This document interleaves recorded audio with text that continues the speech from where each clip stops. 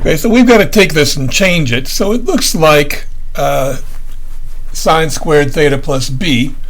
So when you're doing this kind of thing, I mean, a general good rule is if you've got tangent squared, you should consider changing it to sine squared over cosine squared. And whenever you're talking about fractions, well, you should use the rules of fractions, adding and subtracting. You should look for a common denominator. In this case, it's going to be cosine squared for both of them. And I can do that for both the numerator and the denominator. And that's going to give me sine squared minus cosine squared over cosine squared, and then sine squared plus cosine squared over cosine squared. Now you may remember sine squared plus cosine squared is equal to 1.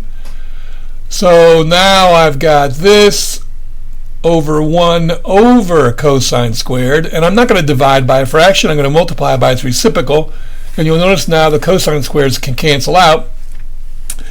And now I want this to end up looking like sine, so if I change the cosine squared to 1 minus sine squared, and then distribute the negative 1, I'm going to get 2 sine squared minus 1. In this case, a is going to equal 2, and b is going to equal negative 1. Now, the next thing they want me to do is they want me to solve this, and keep in mind, I'm going to take this and change it into the thing that I just proved it could be changed into. So really, the question is, what's 2 sine squared minus 1 equal to 4? So anyway, I'm going to get the sine squared by itself. I'm going to add 1 and then multiply by 1/2. And I tell you, I probably should be using this theta. I got lazy and stopped using it. So anyway, I'm going to square root both sides, and that's going to give me plus or minus the square root of 5 over 8. And forgetting the plus or minus is the key mistake here.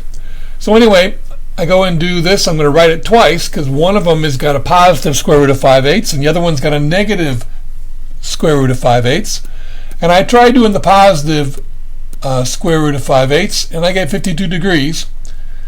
And I notice that's not within the range of 0 to negative 90. And if I find the other one, that's also not going to be within the range. And if I add or subtract 360, that's still not going to be within the range of 0 to 90. So none of those are any good. So now when I put the negative 5 square root of 5 over 8, I get a negative 52.2. And if I put that here, well, clearly, if I go and find the other one, it's going to be bigger than negative 90 degrees. So the only answer in this case is negative 52.2 degrees. And that's all there is for that one. Thanks for watching. I hope that helped.